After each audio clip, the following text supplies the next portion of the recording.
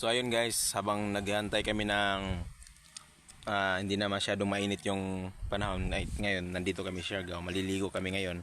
Pero masyado pang mataas yung init. Ang sakit pa sa aming skin kaya naghantay kami at kasama ko yung aking partner, si Amy Joy. At nandito kami sa Barangay Tangbo, sa aming lugar dito sa Siargao. Kung makikita natin, no, wala kaming kasama kasi yung aming mga kasama sa bahay hindi sumama kasi kami lang yung gustong maligo sa dagat, kaya kami lang dalawa ngayon. At meron kaming dala na mga chichirya para habang nag-aantay kami na mag-sunset na yung araw ay meron pa naman kaming kainin dito.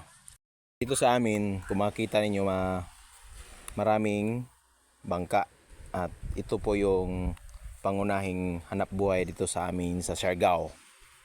Kaya ngayon habang nag-antay kami na mag-sunset na ay marami ng mga mangingisda pumupunta sa dagat kasi ang kanilang timing ng oras sa pagpangingisda ay yung madilim na para hindi masyadong masakit sa kanilang balat. Kasi ngayong panahon ngayon ay masyadong mainit talaga mga kabraso.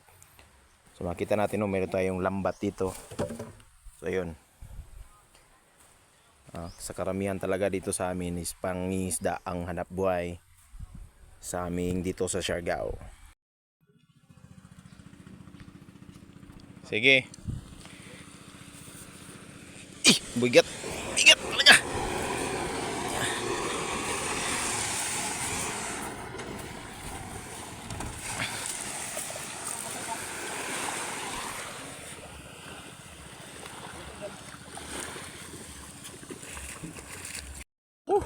Talagang pinagpapawisan ako mga kabraso. So natulungan ko yung mga kakilala ko dito sa aming barangay kasi pupunta na sila sa laot na mag-isda. So ayun po, ngayon ay medyo hindi na masyadong masakit yung araw, ay maliligo muna kami. So yun po, ingat. Hello, tara, ligo na tayo mga kabraso.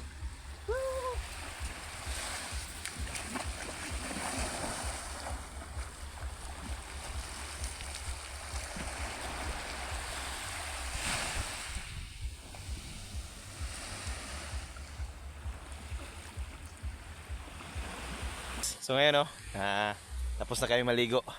Ang sarap ng dagat dito sa Siargao. So kasama ko pa rin yung aking partner, si Amy Joy. So yun, ang lamig, ang sarap na kasi hapon na. Wala na masyadong may init sa ating pagliligo ngayon. At yun lang po guys, ingat po tayo lagi. Salamat sa panonood sa aming video ngayon. At huwag niyong kalimutan pag-suporta yung bagong Facebook page ko, Cabraso TV, at sa YouTube channel ko po ay Cabraso TV. Yun lang po, God bless and ingat po tayo lagi.